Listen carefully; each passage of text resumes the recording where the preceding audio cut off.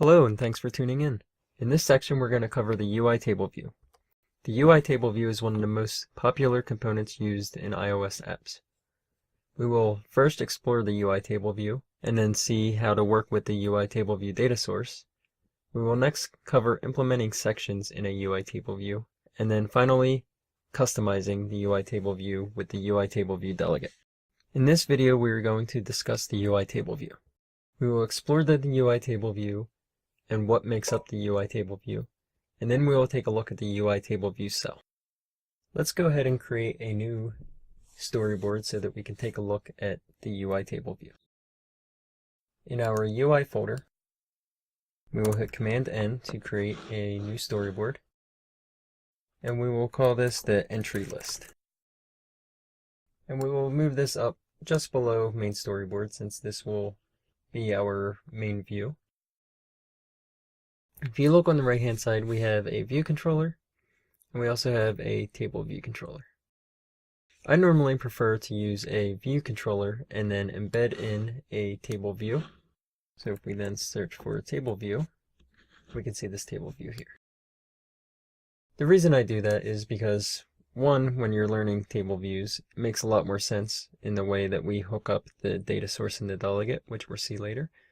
And two, if we go to customize this view later, it's easier to customize a view with an embedded table view than to customize a table view controller, because the table view controller, the view itself is the table view, so you cannot resize it to be smaller inside this view. So let's take the table view and scale it up to be the full size of our app. And when we go over auto constraints later in the course, we'll see an easier way to do that. But for now, we have this table view, and we have to tell it how many prototype cells to use.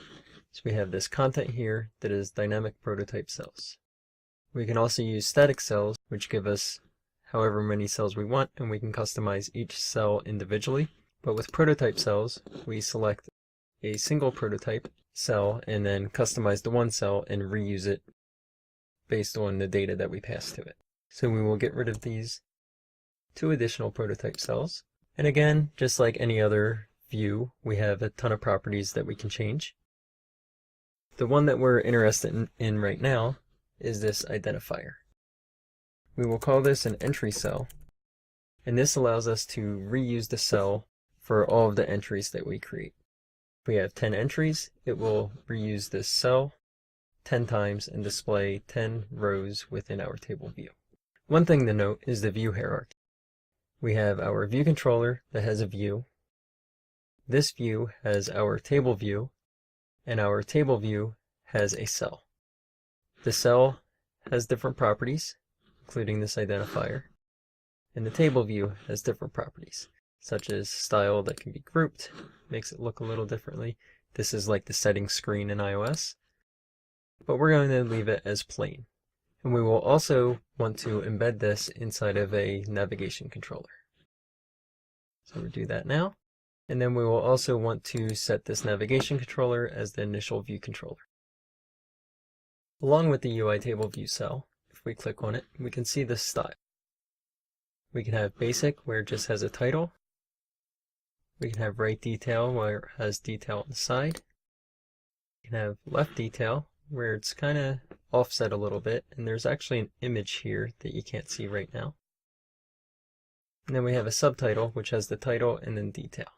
We're going to leave it at subtitle for now, and we will display the title of our entry and part of the body label for our detail. In the next video, we will take a look at working with the UITableView data source, display custom data in our table view.